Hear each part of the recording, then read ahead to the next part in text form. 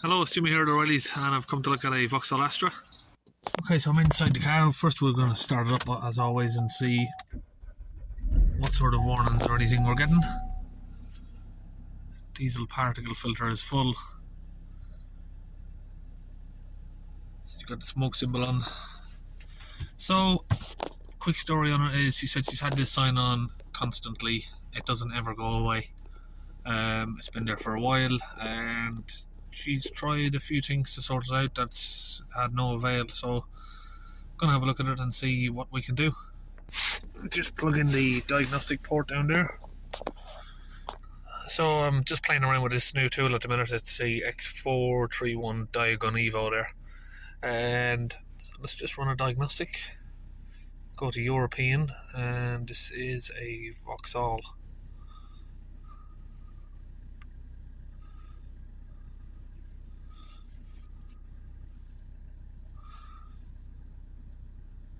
So it just gives you a little list of what it can do on this model Opel or Vauxhall. Would you like to end? There was some sort of error there. What was that about? Let's try that again.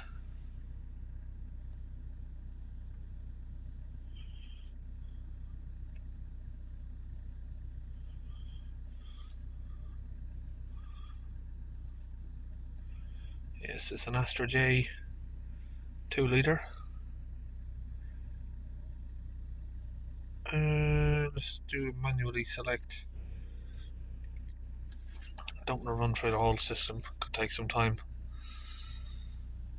Let's see if we can just manually select the engine. 2 litre, 2 litre, 2 litre, which one is it? Let's just try the first one. It's a hatchback, not sure what difference that makes. Has it got stop start? Can't see the eco button there yet. So yes, I take it has got stop start.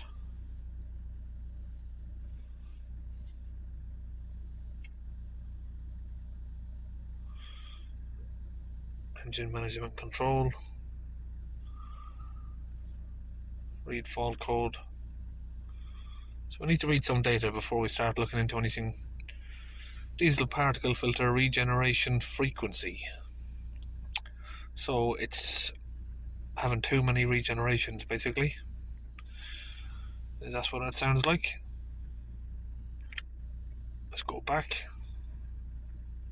Are you sure you want to? No, we don't want to clear it for a minute. Let's just have a look.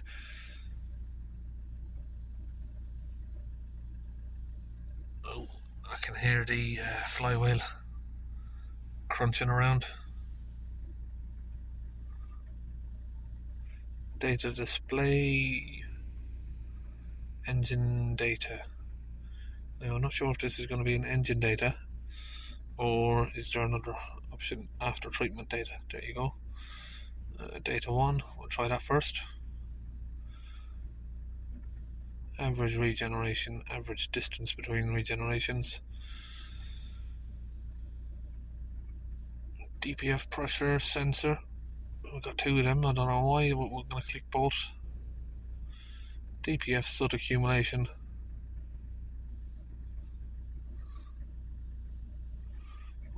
We've got 2 of each sensor, I don't know what that's about. So, press OK. Average distance between regenerations, 0. Average distance between regeneration there, 207 it says on that one. Differential pressure, we've got one saying 0, but then we've got another one here. Oh yeah, so we've got the pressure is on 0, but we've got voltage at it. DPF pressure sensor voltage there, the sensor reading is 0. DPF soot accumulation is at 105%. Not sure why cars do that. 100% is 100%, so I don't know why they just don't use 100% readings. 86 degrees. Let's see if that increases if we accelerate the car. Yeah. Some of these sensors are not reading just because obviously I don't know, some of them are just listed that are not fitted to the car. So DPF pressure, it is reading a little bit, so we're going up. 2 kPa, 0 on idle. So just change that reading to HPA, which is a little bit of a smaller reading, which is a bit more accurate. So if we accelerate the car up to 3000, we got about 10. Now what that looks like to me is that the DPF's been gutted because the pressure is too low.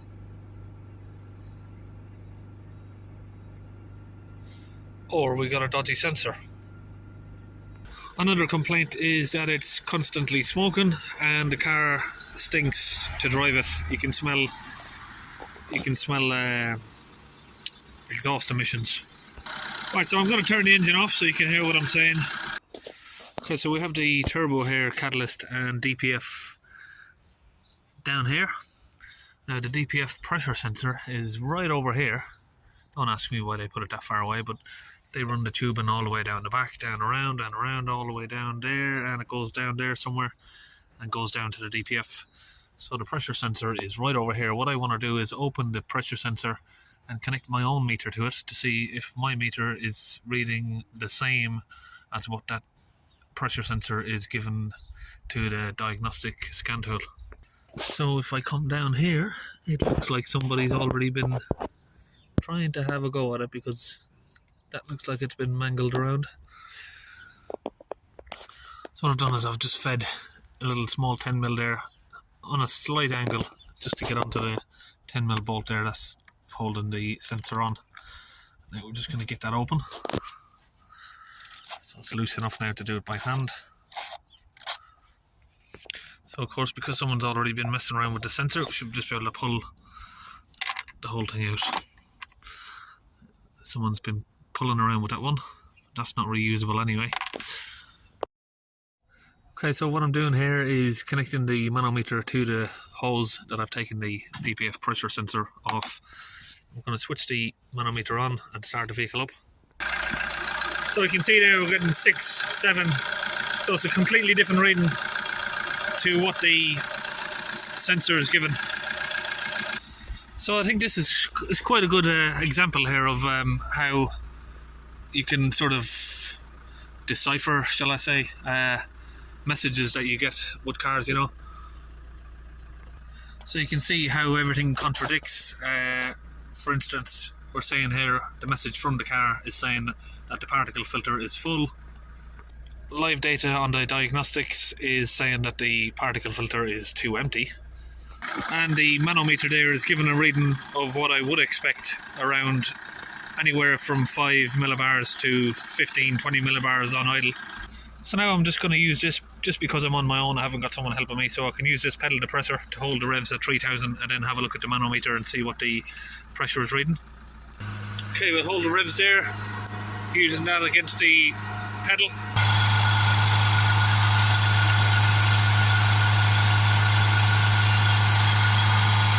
Okay, so I've got a replacement sensor here, and this is a original genuine GM part.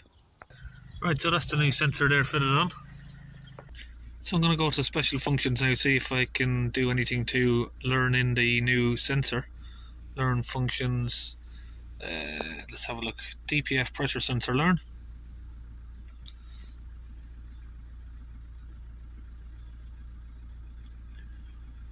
Oh, let's have a look, see what we can do here. What have we got? So I'm going to need to switch the engine off and ignition on, and then we should get a change there, yeah. So let's press OK. Now we need to switch the ignition off.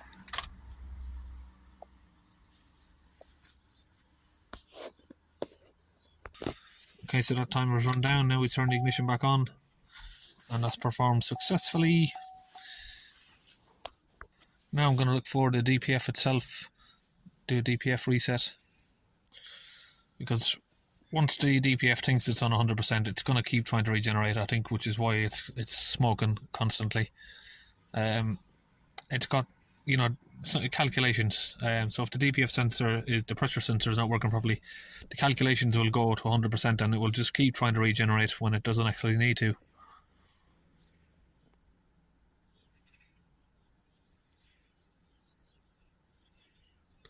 Soot accumulation value of 70 is normal.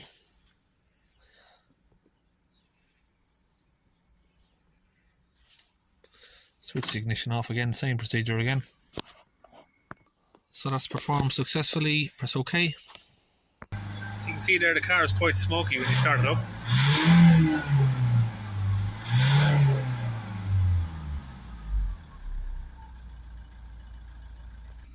So we're still getting the same readings from the DPF pressure sensor. So what I think is that it looks to me like the pressure is way too low.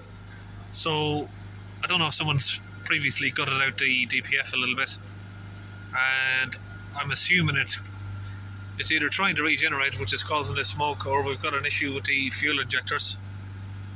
So we're going to clear the codes. We've got the circuit fault, of course, for the differential pressure sensor there when we unplugged it. Now the codes are gone.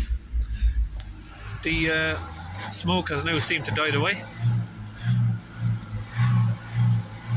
So of course, if the DPF was constantly trying to regenerate, it was going to be injecting in more fuel anyway.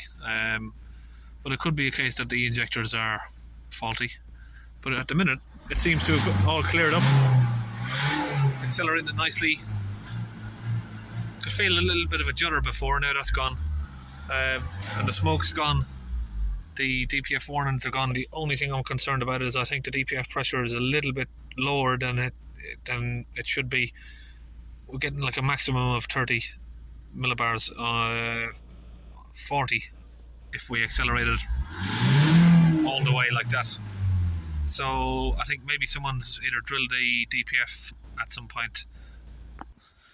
Okay, so seeing as the sensor didn't seem to do anything, I think what we can do is either put this one back on and we'll keep the sensor for one of the next jobs. We've had it anyway. And but yeah, the car seems to be okay now. I think we'll take it on a test drive, but I think from what I can see, it looks like it's driving better. The smoke's died off and the symbol's gone. So that's all we can recommend for now, unless we're going to take open the DPF and have a look inside. I don't have my camera with me, but I don't know if it's... I can't remember on these if we got a pre-cat before the DPF. And it's a case of if we get a camera in there, you might see the catalyst, but not the DPF. I'm not sure how these are designed. I know the 1.6 Peugeots are made like that. Right, so for this one, the P2459, it's a rare code, strange code. It can mean the regeneration time. It can mean that it's never been driven on a journey long enough to let the car regen. But what is confusing is the car saying that the DPF is full when it's not, and it's constantly trying to regen. But from what I've done here, I really can't see an issue with the car. There's not really an issue with it, apart from the pressure being a little bit lower than you'd expect. I don't know if it's low enough to say that the DPF's been gutted, but it is quite low, especially for a car this age that hasn't had the DPF cleaned, as far as I know. Maybe it has, but on the diagnostic live data I showed you, you had 105% on the DPF. Now that's just a calculation of the car, considering how old the car is the last time the DPF was recorded that it was replaced. So as long as those calculations are high, the car is going to think that the DPF's dirty. So what I've done is just a reset on the DPF pressure sensor, reset the DPF, and I think that the car is going to be actually fine. So I think we'll just leave it at that. It doesn't need a regeneration. It doesn't need a DPF clean. If anything, I think maybe the injectors are over-fueling slightly. So that's going to be the route that it's going to go down if there's any other future problems. And then maybe taking off the DPF and have a look inside. But as far as I can see, I think the car's just going to be fine as it is. Okay, so we'll get back outside, and I think we're just going to finish up the video. So that's it on the Vauxhall Astra, really. The only thing that didn't make sense is the manometer was showing 5 or 6 millibars on idle when the sensor doesn't show anything. But I think maybe the sensors just don't really pick up very well at low pressure. So I think we're going to call it a day on the on that. We're just doing the diagnostics on it. We're not going to obviously offer a clean, and I think we're all about done.